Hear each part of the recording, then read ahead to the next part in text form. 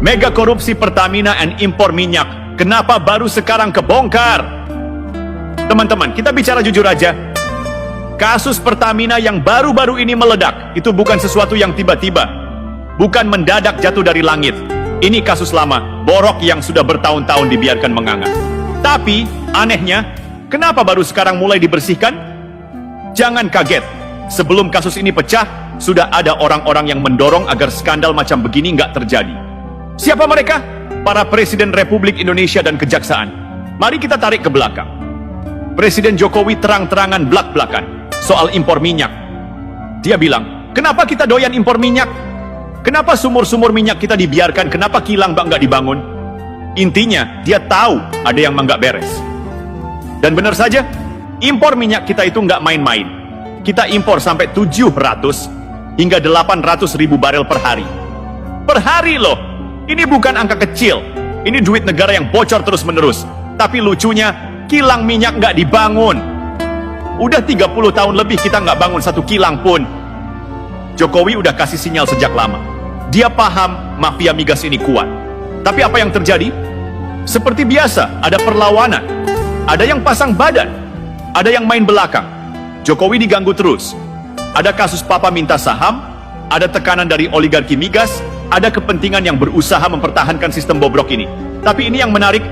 Begitu Presiden Prabowo menjabat, apa yang terjadi? Boom! Satu persatu orang dalam Pertamina mulai diangkut.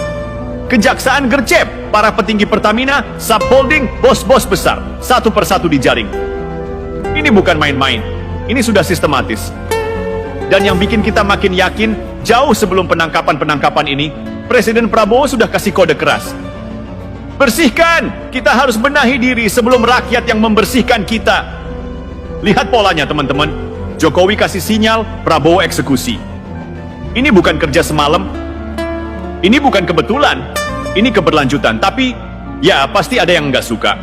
Ada yang kepanasan, ada yang tiba-tiba merasa jadi pahlawan kesiangan. Lihat aja, begitu kasus ini meledak, langsung ada yang ribut, ada yang mulai melempar teori ini itu, ada yang mendadak jadi komentator ulung. Padahal, dulu-dulu kemana aja, kok baru sekarang berisik? Faktanya jelas, impor minyak dan tata kelola energi kita sudah lama jadi PR besar. Mafia migas ini udah kelewat lihai, tapi sekarang permainan mereka mulai terbongkar. Jadi teman-teman, kita lihat ke depan. Presiden Prabowo sudah pasang badan. Dia udah kasih sinyal kalau kemandirian energi itu program utama. Artinya, ini bakal jalan terus. Ini bakal dibabat habis.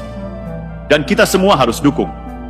Karena kalau energi kita masih dikontrol mafia, kalau kita masih tergantung impor, ya selamanya kita bakal dijajah secara ekonomi. Mau sampai kapan? Teman-teman, coba pikir baik-baik. Kenapa sih kita ini selalu jadi negara yang doyan impor, padahal kita punya sumber daya sendiri? Minyak ada, gas ada, tapi kok yang diuntungkan malah negara lain?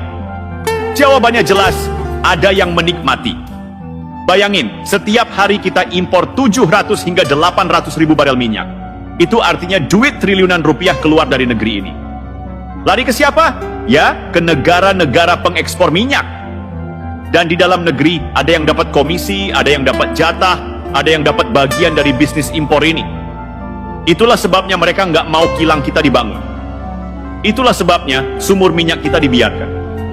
Karena kalau kita mandiri, kalau kita bisa produksi sendiri, kalau kita bisa olah sendiri, ya duitnya nggak mengalir ke kantong mereka lagi. Jokowi dulu sudah gerah sama ini. Berkali-kali dia ngomong, bangun kilang, tingkatkan lifting minyak, kurangi impor. Tapi apa yang terjadi? 30 tahun lebih kita nggak bangun satu kilang pun.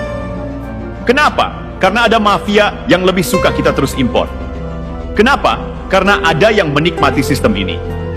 Tapi teman-teman, sekarang momentum berubah.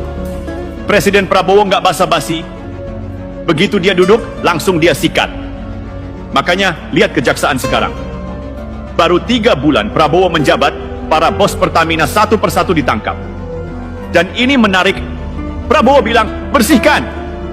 Kita harus benahi diri sebelum rakyat yang membersihkan kita. Ini bukan sekadar omongan, ini peringatan keras. Artinya, kalau aparat, kalau pejabat, kalau orang-orang dalam sistem ini nggak mau bersih-bersih, maka rakyat yang akan turun tangan. Dan kalau rakyat yang turun tangan, ya udah, selesai. Makanya kita lihat sekarang, begitu kasus ini diungkap, ada yang mulai panik. Ada yang tiba-tiba muncul di media, seolah-olah jadi pahlawan kesiangan.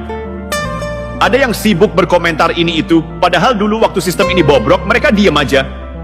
Lalu pertanyaannya sekarang, siapa lagi yang bakal terseret? Siapa lagi yang bakal kebongkar? Karena ini baru permulaan.